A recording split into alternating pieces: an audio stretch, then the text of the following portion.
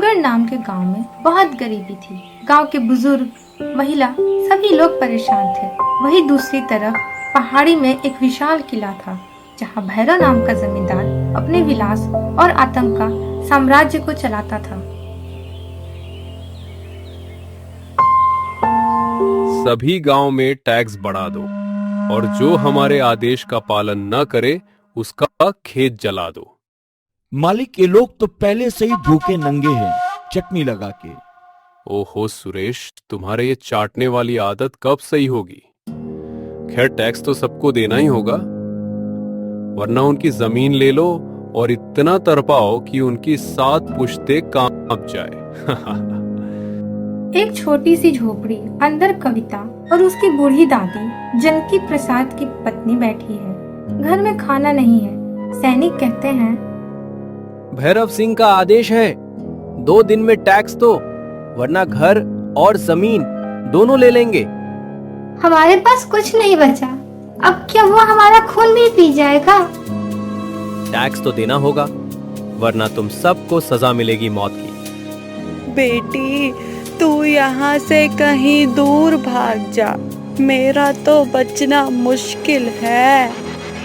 जनकी प्रसाद, गांव के विद्वान और वृद्ध ब्राह्मण हाथ में पूजा की थाली लेकर भैरव के सामने आते हैं। मालिक, दया करो, लोग भूखे मर रहे हैं। आपसे निवेदन है कि कुछ दिनों की मोहलत दीजिए। तू तो इसे बोल रहा पंडित जी, सबका टैक्स तू भरेगा? पागल पंडित कहीं का। बाबा प्रलयनंद धुनी रमाए बैठे हैं। कविता बाबा प्रलयनंद को देखती है और कहती है, बाबा, मेरी माँ को जलाया गया, मेरे पिता को लूटा गया, अब मेरे जीने का क्या ही मतलब है?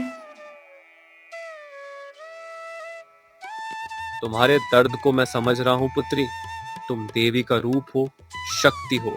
भगवान के घर देर है, अंधेर नहीं। भरोसा रखो पुत्री। मैं बदला चाहती हूँ बाबा। वो इंसान नहीं, शैतान है। उसका सर्वनाश हो जाना चाहिए।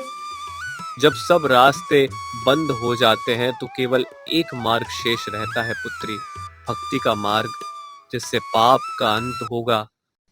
इसने बच्चों की शिक्षा के लिए आया धन भी खा लिया, अनाज को गोदाम में सड़ा कर रखा, कई लोगों को जिंदा जला दिया। ये तो अत्याचारी है, नरपिशाच चाहिए, चटनी लगा के। कविता गुप्त रूप से सुरेश से मिलने जाती है और कहती है, क्या तुम उसका साथ छोड़ सकते हो? मैं बहुत डरता था, लेकिन अब डर उस चुप्पी से है जो हमारे भविष्य को निगल रही है। मैं तुम्हारा साथ दूंगा, चटनी लगा के। एक गुप्त सभा में कविता, जनकी प्रसाद, सुरेश, मोहन और बाबा बैठे हैं। हाथ में गांव का नक्शा है। हमें एक दिन चाहिए जब वो सबसे निर्बल हो, पूर्णिमा की रात, जब वह पूजा के नाम पर शराब पीता है, और हम उसके अनाज गोदाम को पहले मुक्त करेंगे।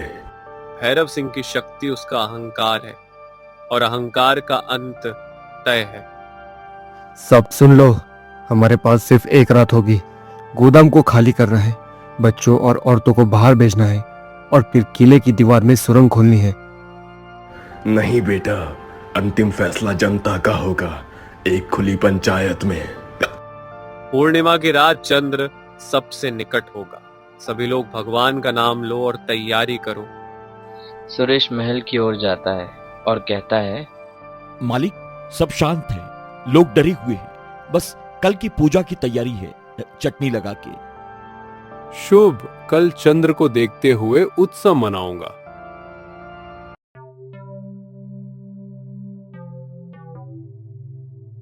गोदाम की पिछली दीवार को सुरंग बनाकर खोला जाता है। मोहन, कविता, सुरेश अनाज की बोरियां बाहर निकालते हैं। ये वही अनाज है जो सभी गांव वालों से छीन लिया गया, जिसके कारण मेरी माँ नहीं रही। आज इसे हर भूखे तक पहुंचाऊंगी। चलो जल्दी करो, पहरेदार कहीं ना आ जाए, चटनी लगा के।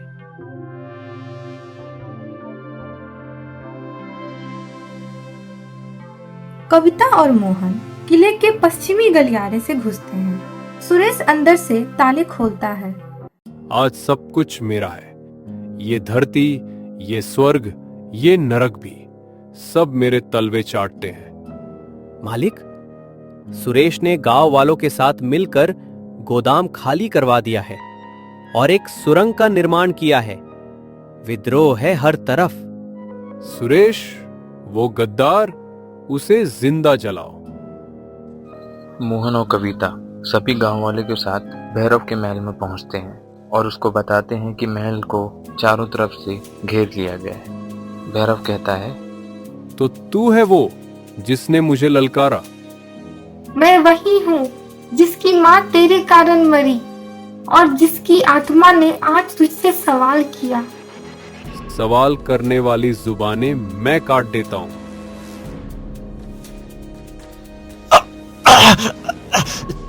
तेरा अंत आ चुका है।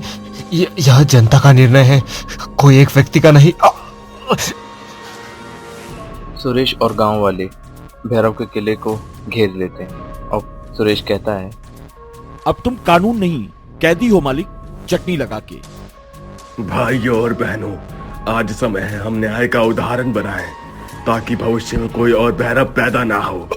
पाप जब बढ़ता है तो उसका अंत भी उतना ही भयंकर होता है। निर्णय लो उसका दंड क्या हो।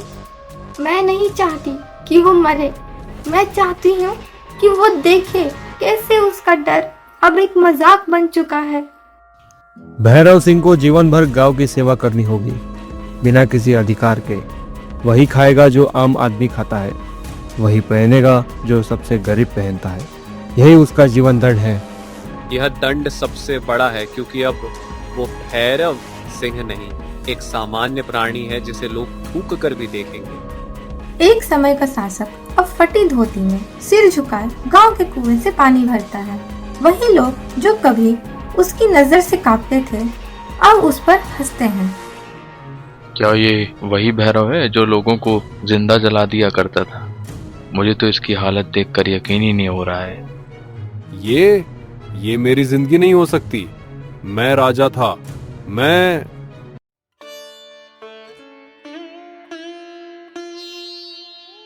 भविष्य वही बदल सकता है जो सीखना चाहता है। याद रखो, जो जुल्म सह ले वो भी दोषी होता है। बेटी, तुम्हारा मार्गदर्शन अब गांव को दिशा देगा। अब हमें उस आत्मा का अंतिम शुद्धिकरण करना है जिसने सबसे ज्यादा पाप किए। मैं टूट चुका हूं बाबा। हर रात मेरी आत्मा चिल्लाती है। क्या मेरी सजा अब समाप्त हो सकती है? सजा तब पूरी होती है जब तू खुद को क्षमा कर सके। क्या तू खुद को क्षमा कर सकता है? भैरव अब फावड़ा लेकर खेत में काम करता है। लोग उसे तिरस्कार से देखते हैं। कोई पानी नहीं देता, कोई उसकी ओर देखता तक नहीं है। भैरव सिंह, क्या तुम जानते हो, न्याय केवल दंड नहीं, परिवर्तन भी हो सकता है। मैं जानता हूँ महाराज, और मैंने हर पल अपने पाप को जिया है। अगर आप चाहे तो मुझे मृत्यु दंड दे, लेकिन मेरी आत्मा अब झूठ नहीं बोलेगी। तुम्हारा अपराध बड़ा था, लेकिन तुम्हारा पश्चाताप उससे भी बड़ा है। तुम्हें मृत्यु नहीं पर जीवन दंड दिया जाता है। जाओ, सेवा और शिक्षा का प्रचार करो हर गांव में।